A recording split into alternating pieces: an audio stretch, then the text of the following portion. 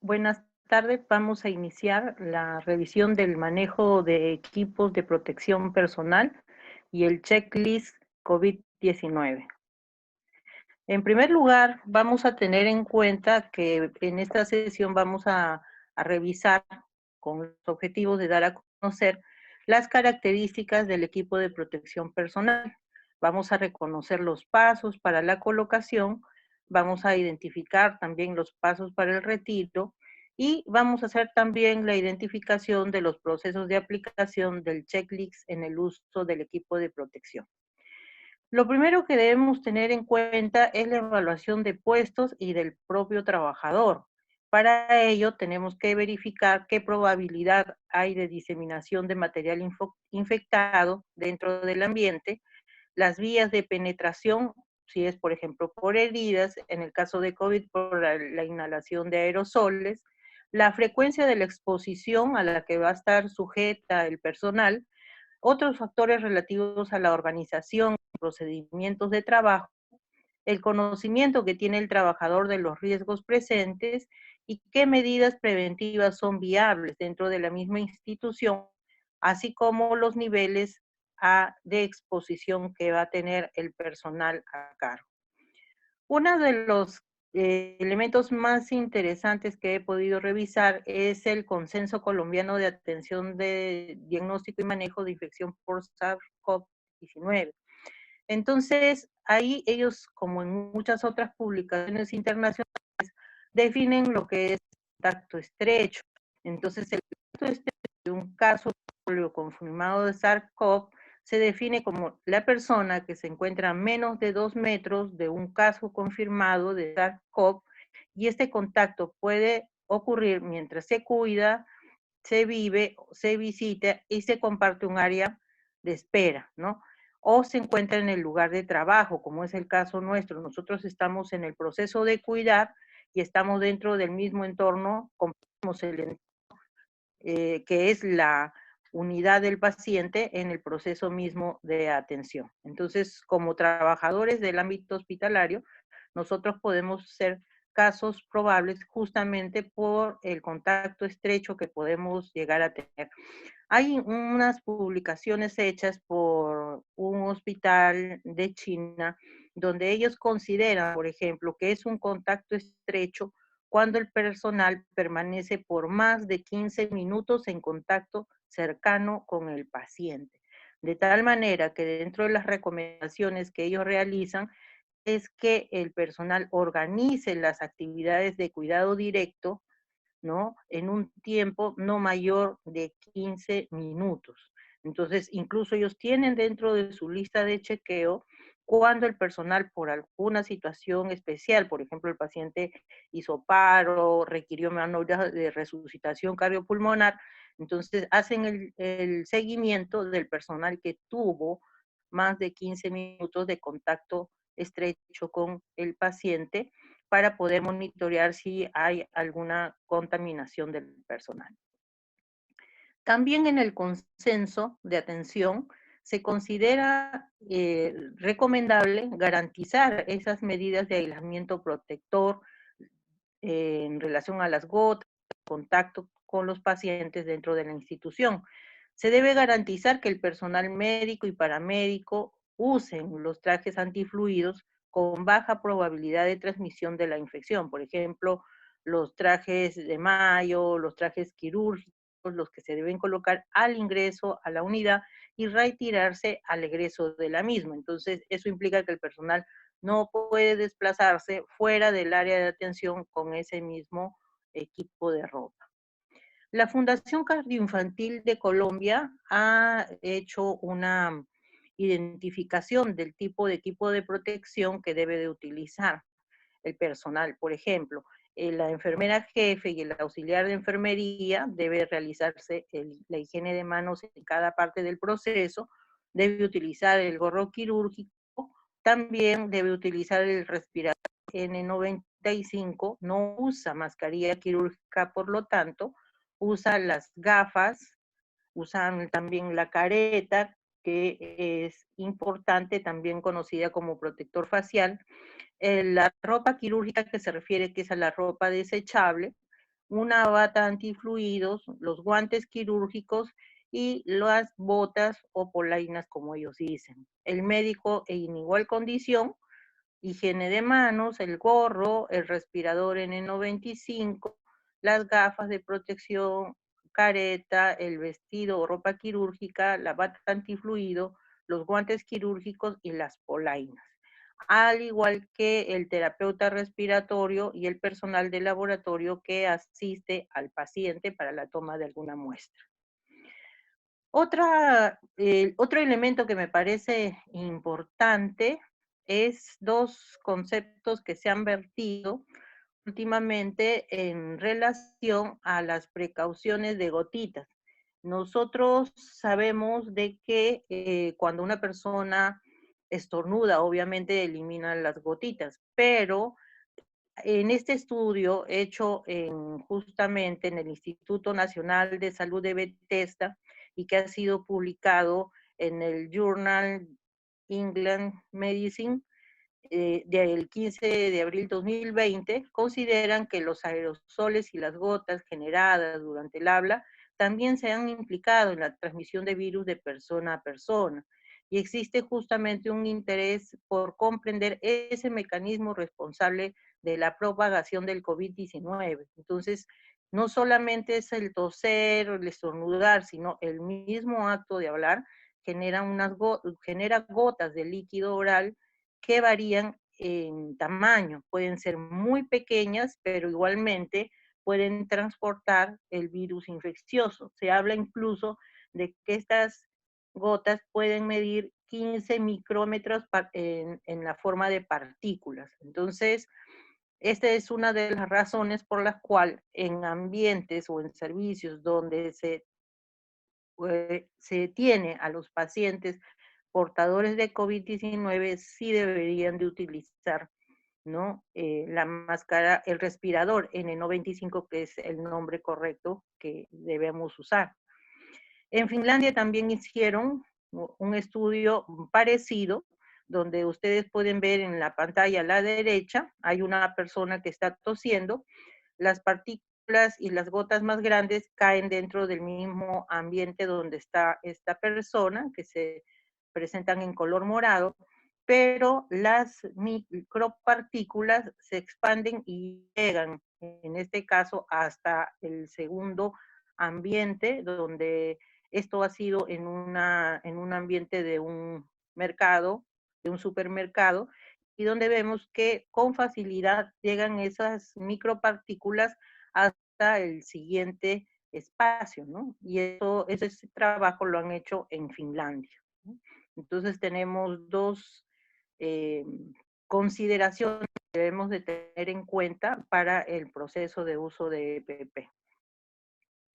Cuando hablamos de las indicaciones del uso de equipo de protección personal, obviamente hablamos de las precauciones de gotitas y de contacto frente a casos sospechosos, pero también las precauciones de contacto y de gotitas y aerosoles cuando se realizan procedimientos generadores de aerosoles, como la intubación endotraqueal, la ventilación no invasiva, traqueostomía, resucitación cardiopulmonar, ventilación manual antes de la intubación y la broncoscopía en casos sospechosos. Pero además la implementación empírica de precauciones adicionales según mecanismo de transmisión.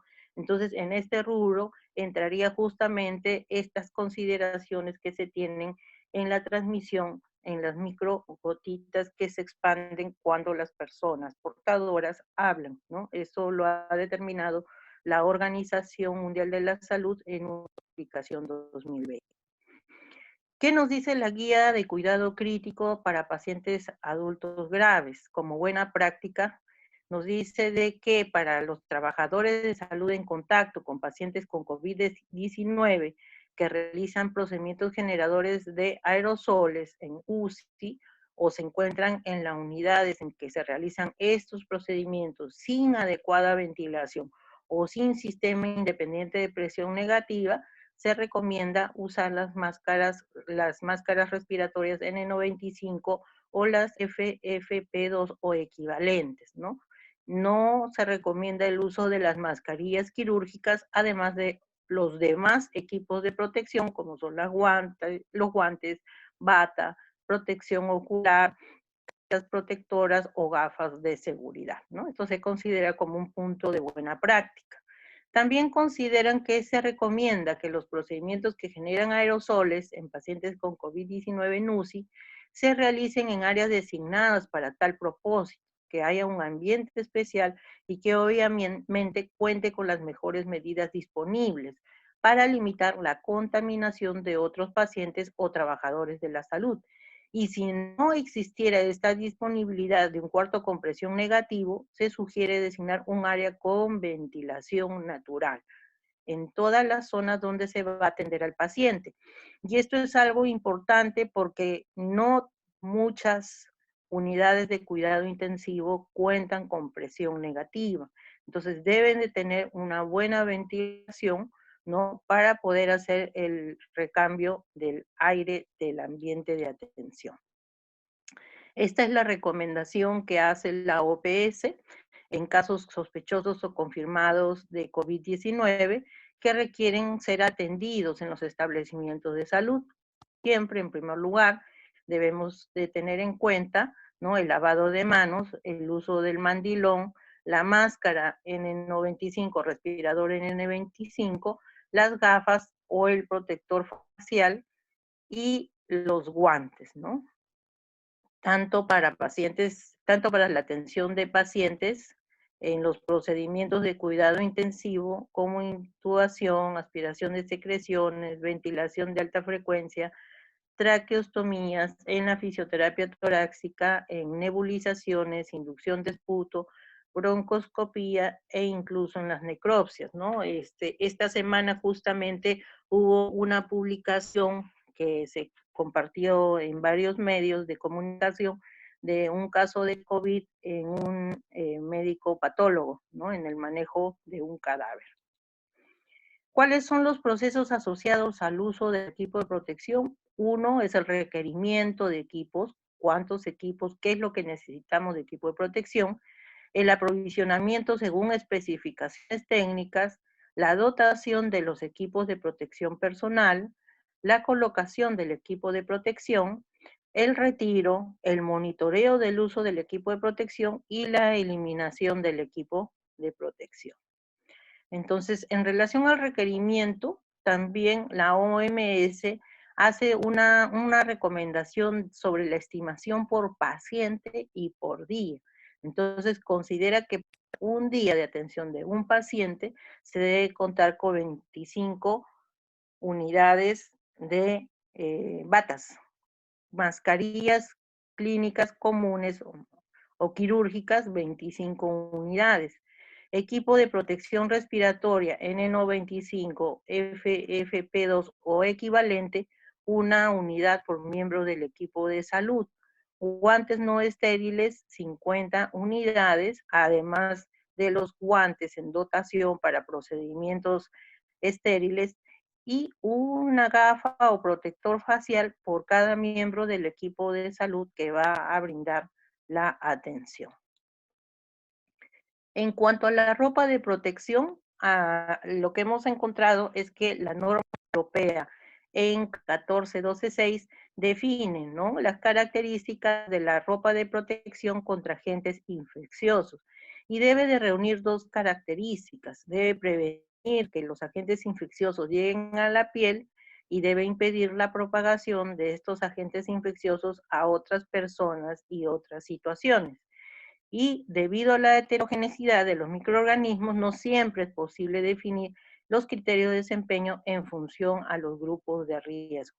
Entonces, ellos han hecho una clasificación teniendo en cuenta que esa ropa sea capaz, ¿no?, de contener microorganismos, líquidos, aerosoles o partículas de polvo sólido. Entonces, la ropa de protección debe cumplir los ISOs 1663, 1664, 22610, 2211 y 22612, ¿no?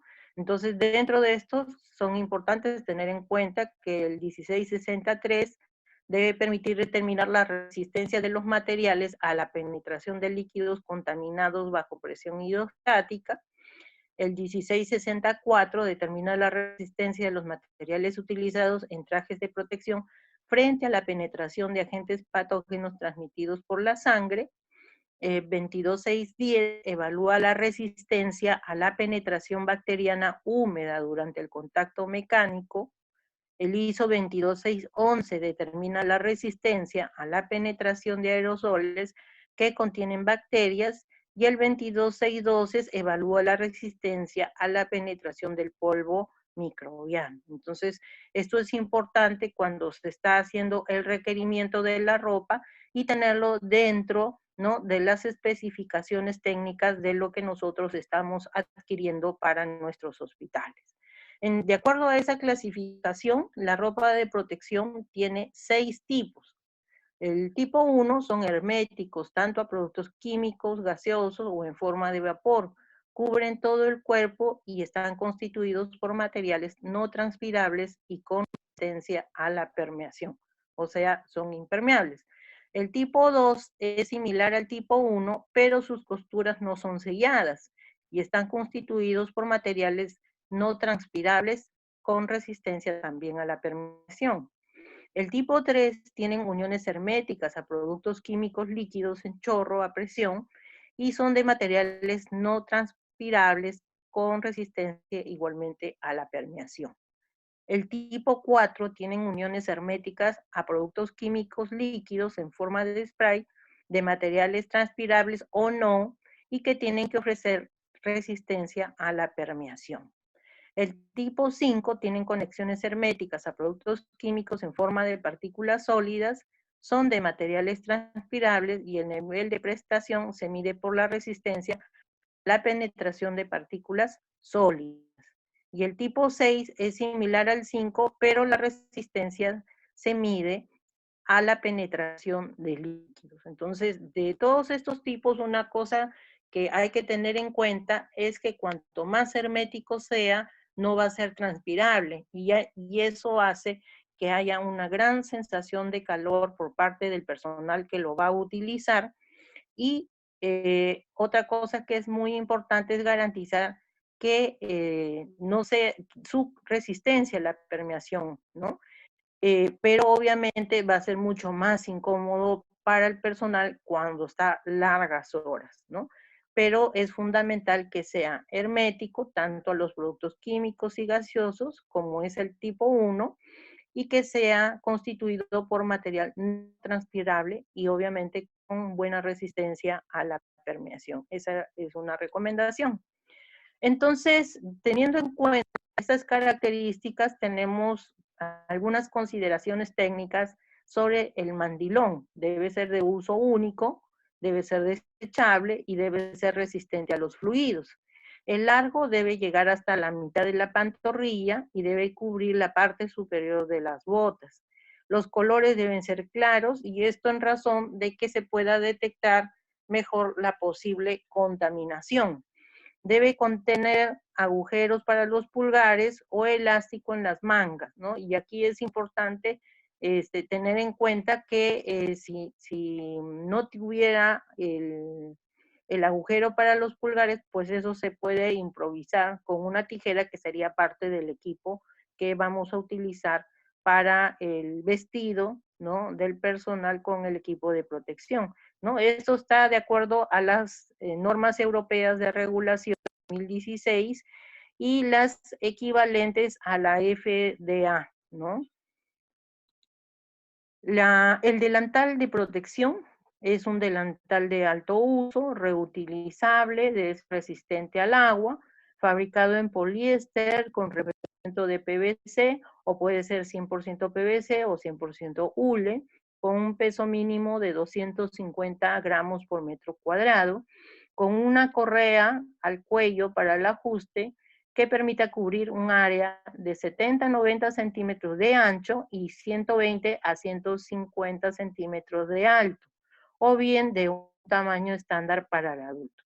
Eso de normas ISO 13688 o el EN 14226B y sus equivalentes.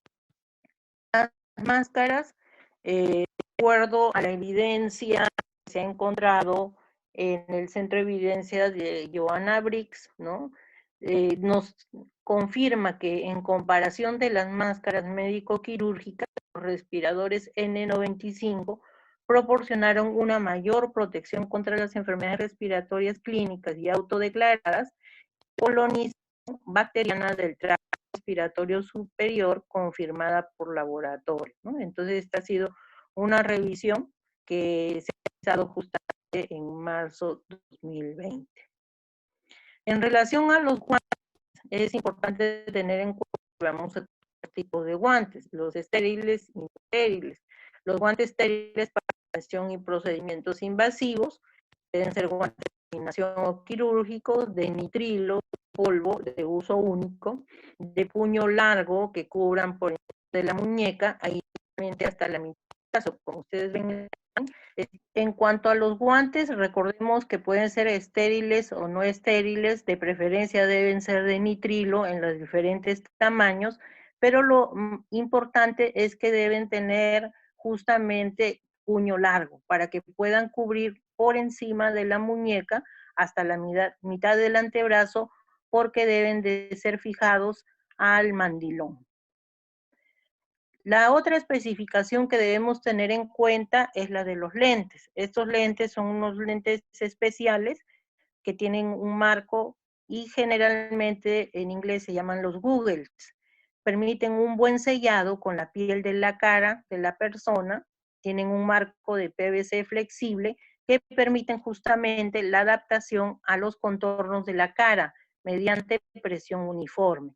Encapsulan los ojos y sus áreas circundantes y puede ser usado por el personal que usa anteojos. Debe tener una banda ajustable que pueda asegurar firmemente los anteojos en el rostro de la persona. Debe permitir ventilación indirecta para prevenir el empañamiento y puede ser de dos tipos, desechable o reutilizable, aunque lo mejor sería tener reutilizables debido al tema de los costos de poder obtener tantos lentes descartables. El otro equipo que tenemos es el protector facial, que también es conocido como careta. Debe ser hecho de plástico transparente y debe permitir la buena visibilidad tanto del trabajador sanitario como la del paciente. Debe tener también una banda ajustable, sujeción firme alrededor de la cabeza y la frente, de preferencia con un sistema antiempañante, porque muchas veces una de las quejas del personal es que se empaña y no ven nada, entonces tienen algunos un protector antiempañante, debe cubrir completamente la cara, no solamente a lo vertical, sino también a lo horizontal, ¿no? Puede ser reutilizable si el material permite, se debe hacer una buena limpieza y desinfección, igualmente de acuerdo a las normas de regulación internacional, tanto europeas como americanas. Entonces, teniendo ya todo el equipo de protección, vamos a ver los pasos para la colocación del equipo de protección.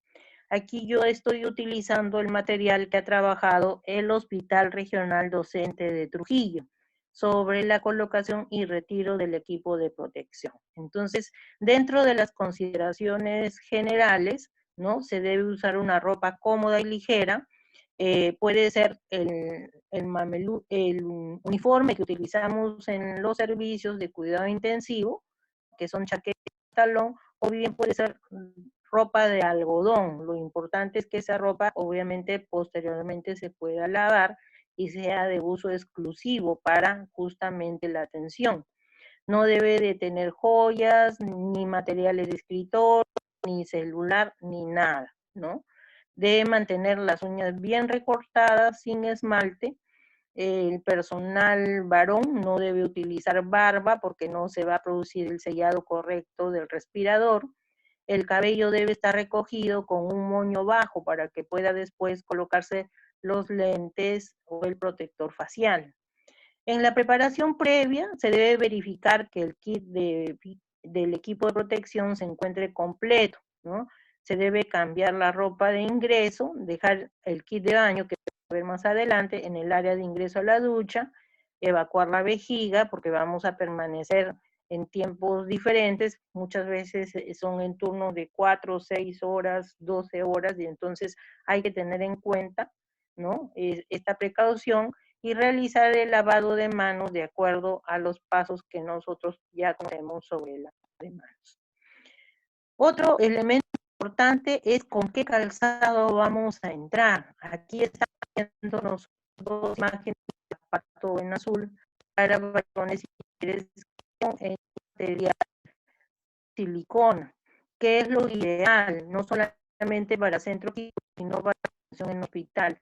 ¿Por qué es el ideal? Porque son zapatos que pueden lavar, pueden pasar por procesos de desinfección. Entonces es ideal y recordar que ese zapato se queda dentro de la institución, se queda generalmente en los servicios.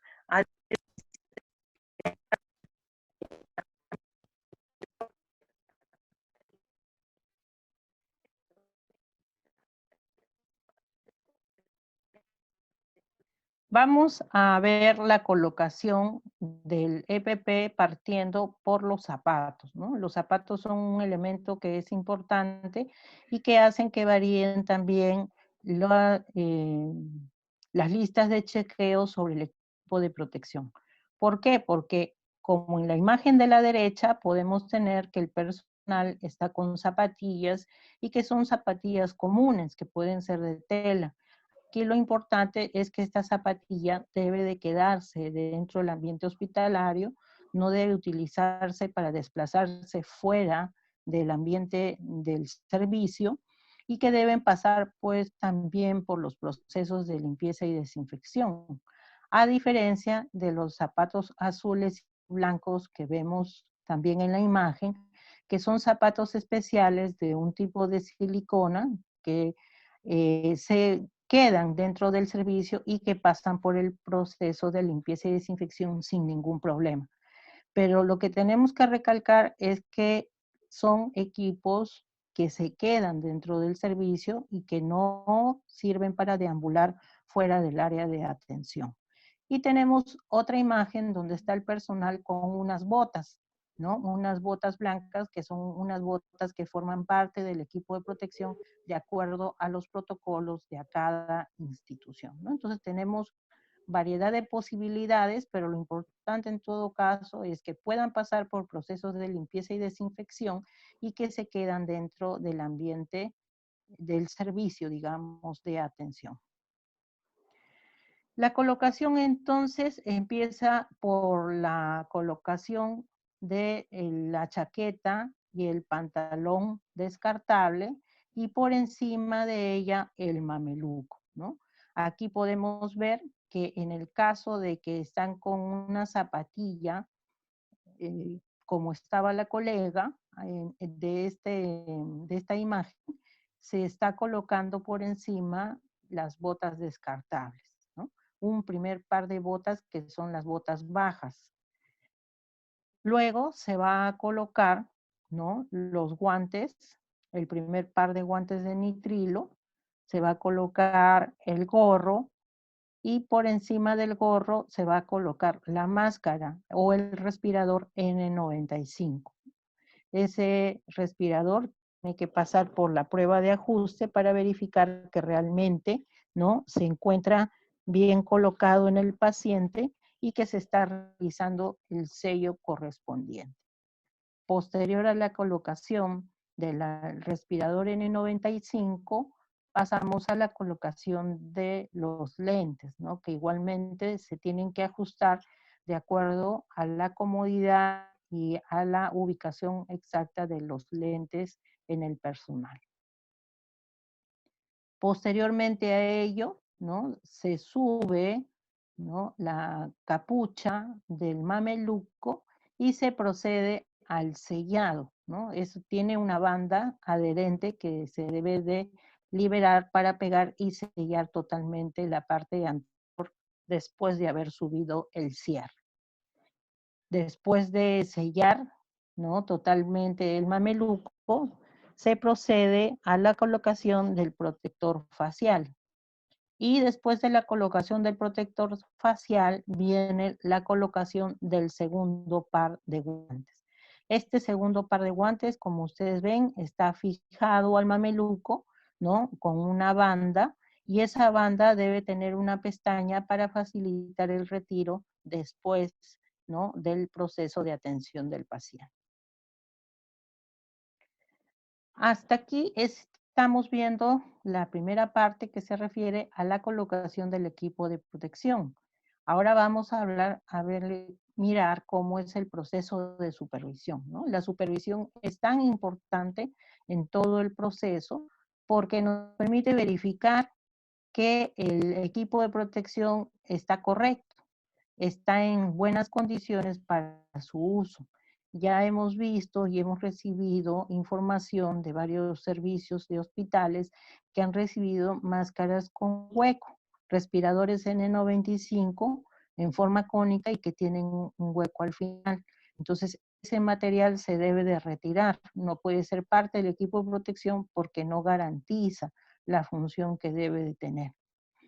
Se debe ingresar con el equipo de protección, ¿no? Y por lo tanto se tiene que haber verificado que el personal conozca el equipo, lo haya revisado y que sepa qué pasos va a desarrollar.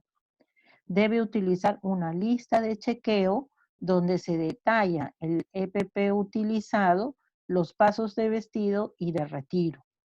Se debe verificar el cumplimiento de cada uno de los pasos, dando las recomendaciones de acuerdo a la situación. A veces el personal tiene dificultades en la colocación o en el retiro y entonces se le va ayudando, ¿no? A través de la orientación verbal para que desarrolle el paso correspondiente. Se verifica antes del proceso, sobre todo de desvestido, ¿no? Que el personal no presente signos de contaminación, ¿no? Se va a verificar todo el proceso, no solamente de retiro, sino la eliminación también del equipo de protección, y se va a verificar las condiciones de limpieza y desinfección del área para próxima supervisión y colocación o retiro del equipo de protección. Entonces, no solamente se preocupa por verificar el proceso, sino también del entorno donde se realiza el proceso. Aquí vemos, ¿no? Al observador portando el equipo de protección personal, debe estar con botas, debe estar con mandilón, con guantes, ¿no? Y con su pantalla facial o protector facial, también conocido como careta. Ustedes pueden apreciar que en el piso hay una raya roja.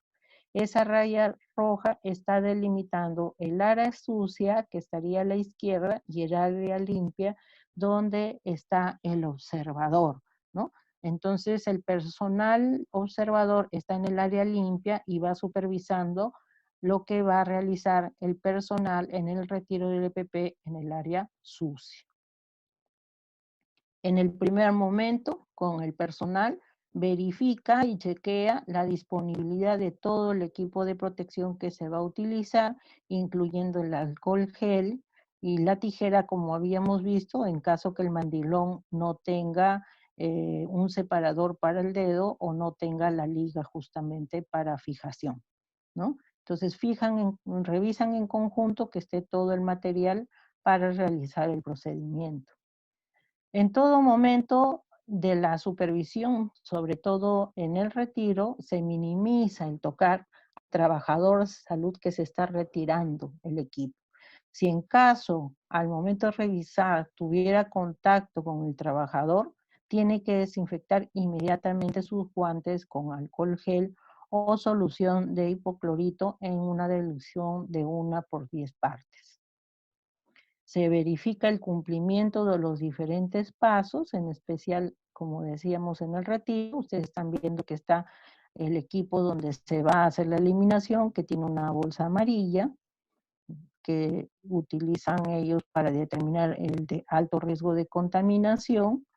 Y tenemos que, una vez que se ha retirado el equipo, para retirarse las botas, el personal se va a sentar ya en el lado derecho, posterior a haberse retirado el equipo. ¿Qué se va a realizar cuando el personal sale ya del área de trabajo? En primer lugar, retira el tercer par de guantes, que es el guante de la atención, y se realiza la higiene de manos de acuerdo al proceso que ya todos sabemos de limpieza de manos. En el área de desinfección inicial vamos a hacer como en algunos servicios, en algunas instituciones se tiene la ducha con hipoclorito de sodio al 0,1%, ¿no? Entonces, con todo el equipo de protección entra la ducha, ¿no?, de hipoclorito de sodio, que puede ser también reemplazado por amonio cuaternario dependiendo de la institución, del recurso de la institución, pero lo importante es que no se genere aerosol. Una vez que se ha duchado con el hipoclorito, se retira el casco con visor. ¿Qué es importante en el proceso de retiro del casco con visor? Recuerden que toda el área anterior del personal se considera contaminado. Entonces, para el retiro del casco debe de flexionar la cabeza hacia adelante para retirar de atrás hacia adelante. Igualmente, procede al afloje de la sujeción de las botas largas que usó por encima del uniforme. Aquí estamos viendo que está sujetando por la parte posterior para proceder al retiro del protector facial. Después retira ese el sello, del segundo par de guantes e inclina la cabeza en este caso para atrás, pero para despegar la cinta adhesiva y el precinto que tiene el mameluco y poder bajar el cierre. Entonces ahí sí tiene que flexionar o inclinar la cabeza un poco hacia atrás. Posteriormente, por la parte externa, baja el mameluco, ¿no?, para los hombros para que se pueda deslizar, ¿no?, sin tocar la ropa que tiene adentro. Entonces va deslizando, va haciendo caer, ¿no?, el mameluco, enrollándolo, ¿no?, enrollándolo para que la parte interna quede, ¿no?, hacia afuera.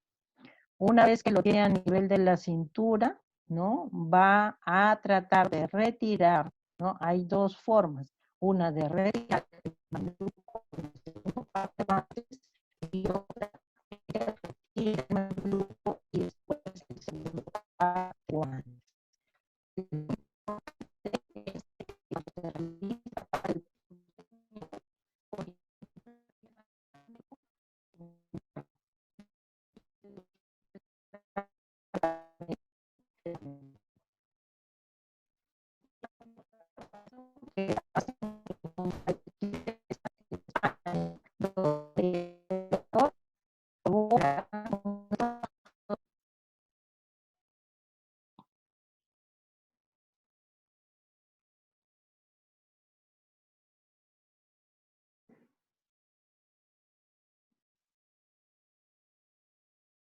Aquí vemos el retiro del equipo de protección con ayuda, que es otra técnica que utilizan, por ejemplo, en Osakidecha, España, ¿no? Aquí vemos que el observador está colaborando con el retiro, siempre manejando la misma técnica de retirar de adentro hacia afuera y enrollando el mameluco.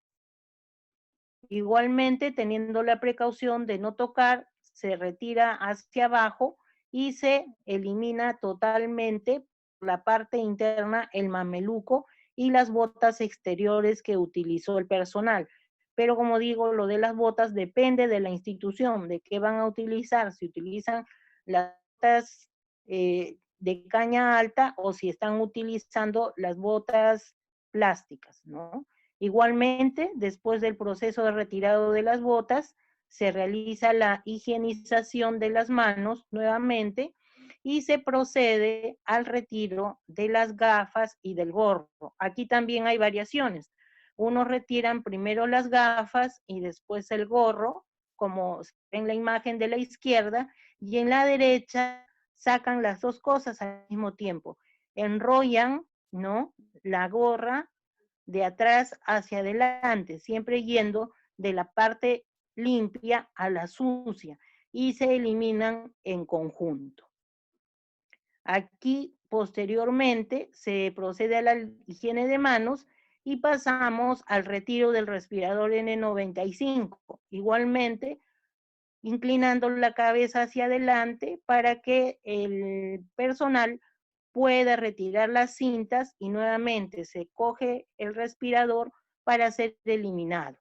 Se procede al lavado de manos y se retira el último par de guantes, ¿no? Que sería el que está más en contacto con el personal. Y se hace el frotado de la planta de los zapatos con hipoclorito, ¿no? Entonces tienen unas bandejas o tienen una especie de alfombra, ¿no? Que está humedecida especialmente en hipoclorito para poder hacer la limpieza del zapato. De allí se pasa ya al área de eliminación de la ropa para su descarte.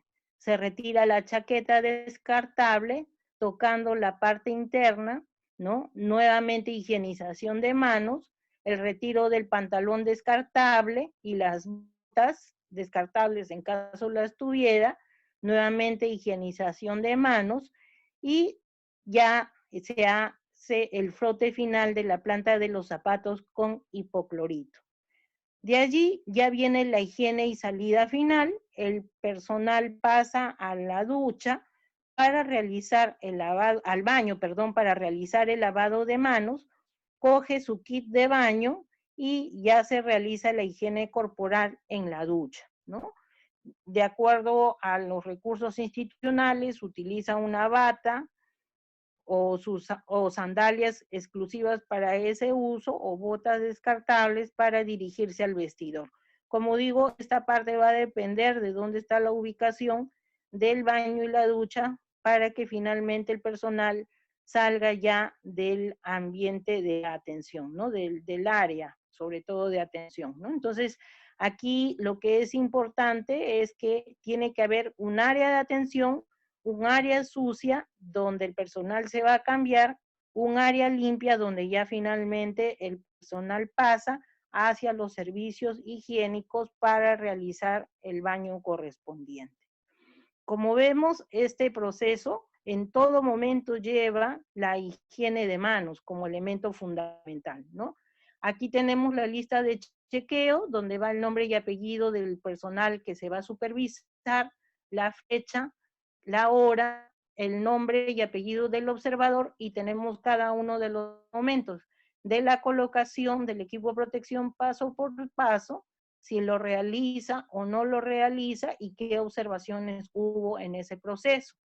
El retiro del equipo de protección, ¿no? Desde la eliminación de los guantes, la verificación de los signos de contaminación, el pase al área de desinfección, el retiro del casco, el afloje de las botas largas, el retiro del sello de los guantes, del segundo par, la inclinación de la cabeza hacia adelante para retirar el mameluco, retiro del mameluco, y así sucesivamente, ¿no? Cada momento y las observaciones que se pudieran haber realizado, ¿no? De ahí la importancia que el observador antes del proceso pregunte al personal, a ver, ¿cómo vamos a hacer el retiro? Y debe de conocer los pasos y debe estar pendiente de que se desarrolle cada uno de los pasos. Finalmente, la firma del observador, y aquí es importante también recalcar que el observador tiene que verificar y hacer las indicaciones correspondientes al personal